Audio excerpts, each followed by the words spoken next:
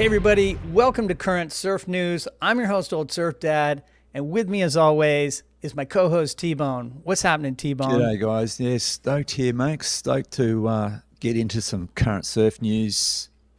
Always lots happening in the surf world, even though we're out of season. Well, we're out of the season for the CT, but there's always stuff going on, isn't there, mate?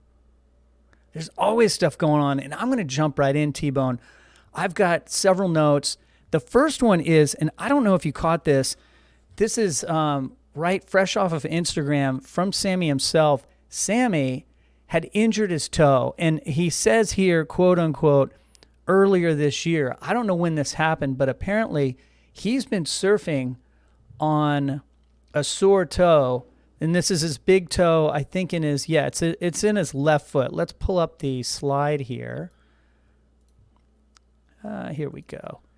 It's in his left foot, and he's a goofy foot, so that'd be his back foot, his power foot.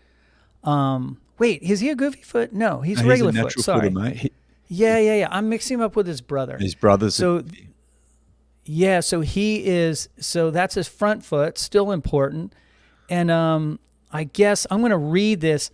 It is part of the description there. He's twisted the hallux, which caused a complete rupture of his medial collateral ligament, not in his knee, but in his toe.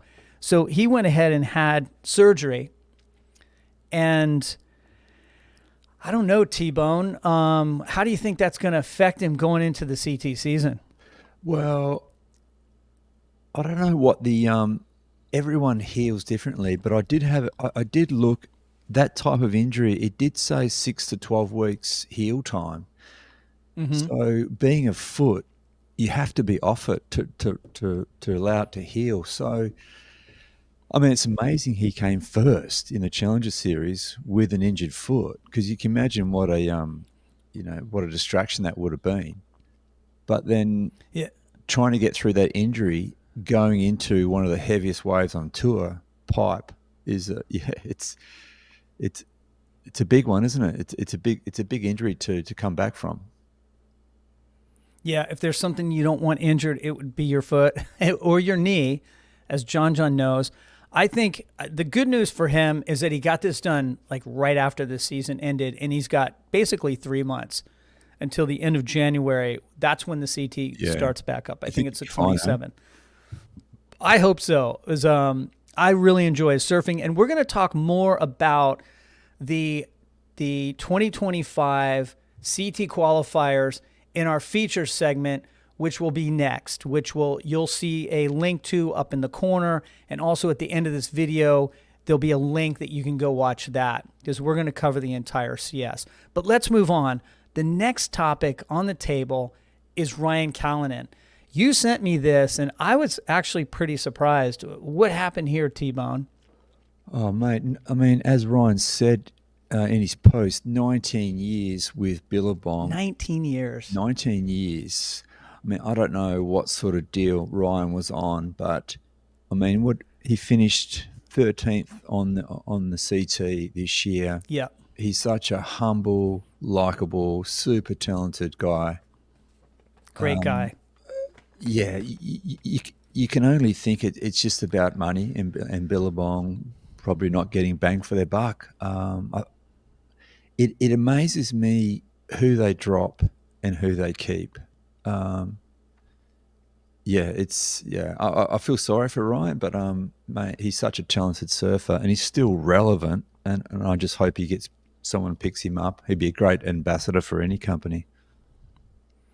Yeah, and you hit on a couple things for me, and I think 19 years, and there's a picture that we have up there for those of you on the podcast. It's him and Aki, and he's a little Grom. So he's been with Billabong, I mean, half his life. Way more than half his life. Yeah. And also to the right of that picture is another picture of the Billabong house at Pipeline. And in that crowd are legends. You know, you got Joel Parko, Aki. I think even Jack is in there. Wasn't Jack Billabong for a minute? I think he was. Maybe not. Initially, yeah. Yeah, I think so. And what my point of that picture is that the Billabong house and that old school, let's say that old school supporting surfers from a surf brand, that's going away, man. There's no loyalty anymore. And a lot of it has to do with as we all know, the corporate surf world that we live in now. They've basically bought up all the brands. So I don't know if any of you out there know this, but if you watch Stab's How Surfers Get Paid, it's a great series. And what I learned was that Authentic Brands has basically purchased, they now own Billabong, Quicksilver, Volcom, and many other brands along with that. And what the days of Kelly versus Andy has disappeared. And that was a great time in the history of surfing. I remember the money they used to throw around. And again, surfing was bringing in a lot of revenue at that point as well. So I'm sad. And you know what? Ryan didn't necessarily get sacked by them, but the implication is there. I think he did, and you think he did. I think he's looking for a sponsor, and it's going to be difficult for him. Who is going to pick him up, T-Bone? Where does he fit? Oh, I don't know. I mean, maybe Whistler. I mean, Liam O'Brien got dropped by Billabong. Matt McGilvray got dropped by R.Cal. I mean, all these sort of, I hate to call them mid-level surfers because I think Ryan Calinan is a top 10 surfer. I just hope some company does pick him up. I guess 19 years with Billabong, whether they want to bring some fresh faces, or is it just is it all just about marketing and the profile? I mean, do they want someone who's going to market themselves a lot more than, say, Ryan, who's just a humble, likable guy that maybe doesn't, that's not his priority to be this high profile, marketable individual. Who knows what comes down to the decision that they've made. I think it's about money, dude. I think it's about making their sponsorships very lean, and that's what they're doing here. And you're right, and I hate to say this, I'm going to say it bluntly, that Ryan in the world of surfing could be seen as somewhat vanilla from a marketing standpoint. And I love the guy too. Every time I've asked him for an interview, he's all about it. He's a very nice guy, and I love his surfing. And you know something? If he went into an event, you never know that if the guy's going to win or not. He has the potential to win an event. He is a complete surfer with airs, with incredible turns, with great tube riding prowess. He's got it all. He's the entire package. So I don't know. I've got a lot of other notes here. The only other thing I was going to say is Billabong also, if you remember, they weaseled out of a surfer who's not vanilla, who is Ilo Ferreira. I know. And they weaseled out of that deal because Ilo had a contract. I think he had a sponsorship conflict of interest, and they immediately got rid of him. So I think they're just cutting payroll. And it's pretty sad. And I think where we're going is you're going to have to find a new sponsor. And the biggest sponsor is caffeinated sugar water, Red Bull and Monster. Yeah. And I don't know if he's going to pick one of those up, but they are basically carrying this industry right now. Oh, they are. And unless we get some new blood, I liked that Leo got sacked by Quicksilver, and he went to a company called K-Way, who is a clothing brand out of Europe. And I hope that it gets creative and we can pick up brands outside of surfing, because Quicksilver and Billabong are not involved anymore like they used to. It's a corporation, and it's quite honestly, it's greedy, and I don't like it. You know what's going to happen, mate? The surfers like Ryan, they're going to heavily rely on prize money. Let's say Ryan has a shocking year next year. Yeah. That might force him into retirement due to financial reasons. Maybe he doesn't want to fork out 40, 50 grand a year on travel expenses. That's the risk that we face in the industry, is surfers, having to financially support themselves, whether it's through part-time jobs or any other sort of interests. That's the risk we face, I reckon, mate. If they have a bad year, they got no sponsors, they'll just say fuck it. It's shocking. He's 13th in the world. He's in the top 15 in the world in his sport. And we're talking about a guy that's unsponsored.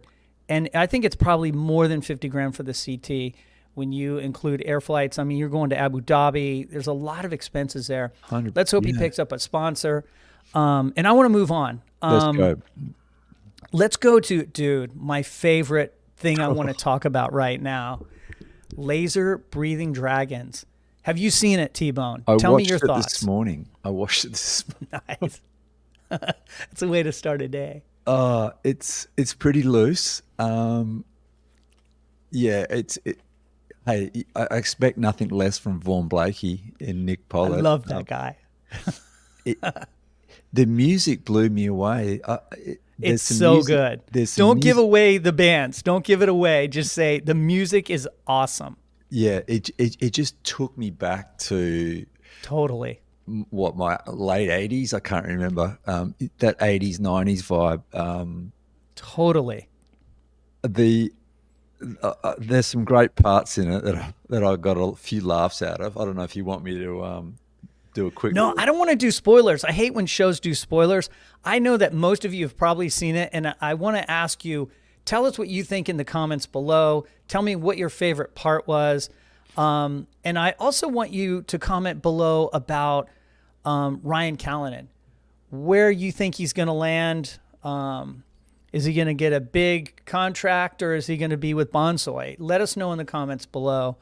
And my notes were very similar to what you said. I think Vaughan Blakey is a genius, and it's kind of in that category of fun with good surfing, very similar to a movie that I love, which is Postcards from Morgues. I don't know if you've seen that. That's one of my all-time favorites, and it's a movie like this one where I will watch it over and over again. Yeah. It's just that enjoyable, and partly because of the music, but partly because it's a fun, like, get you kind of psyched and also make you laugh kind of film. And it had, when I last looked at it, it had 500,000 views, which is pretty huge.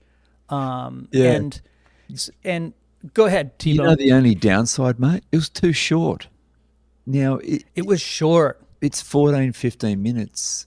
You just want more, don't you? I mean, I wonder why they make them short for. Is there a reason why? Like, is it because of what? I'm interested to know. I don't know. I think it's a quick edit. I think it's a YouTube thing. They want a quick edit. Just a quick get edit. In and out.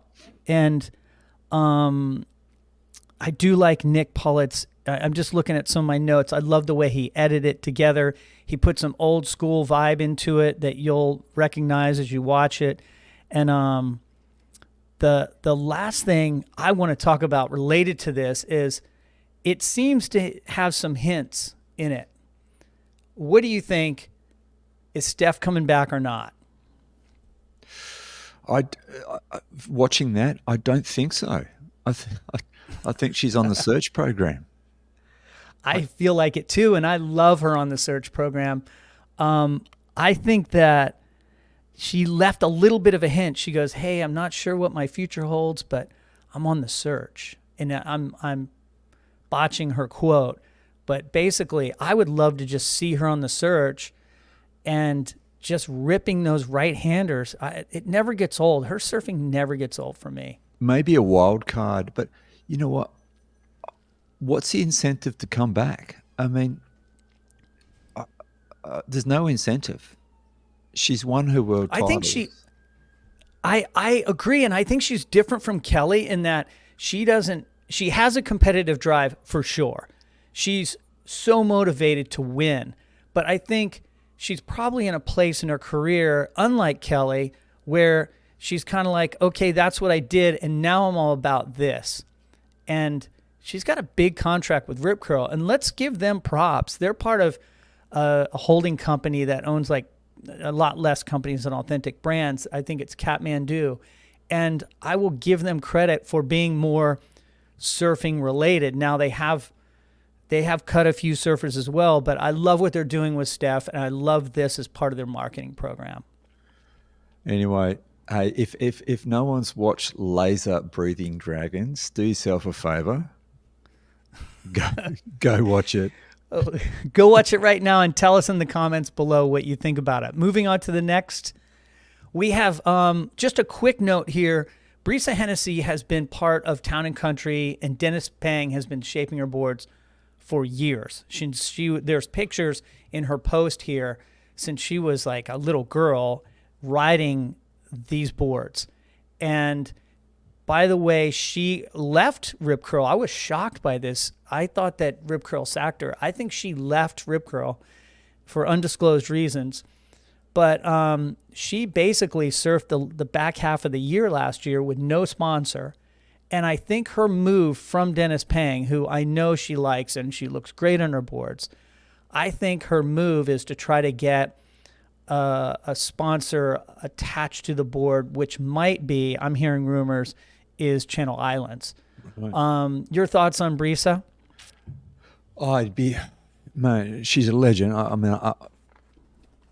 I think she probably needs a fresh change she always seems to be in that sort of bubble region where she's in the top 5. She just hovers in that sort of lower couple of spots. And I think that, she's top 5. This year, she's 5th. Yeah, no, exactly. I just feel she just needs a little bit more to propel her further up the board, up the rankings. So maybe a new change, a new sponsor, a new shaper. Who knows? Yeah, she's got the talent too. I just love her frontside hack, and she knows how to ride the tube. I enjoy her surfing, and she always makes it tough when you're picking fantasy because you can't count her out. I know. Very tough. Hey, last topic on the table for the surf news is Bronte Macaulay. You want to say a few words, mate? She's mate, your Western Australian counterpart. Yeah, I mean, I had mixed feelings. I was surprised and shocked.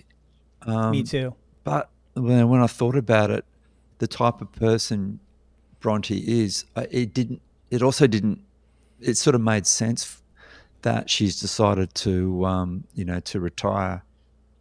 A couple of things.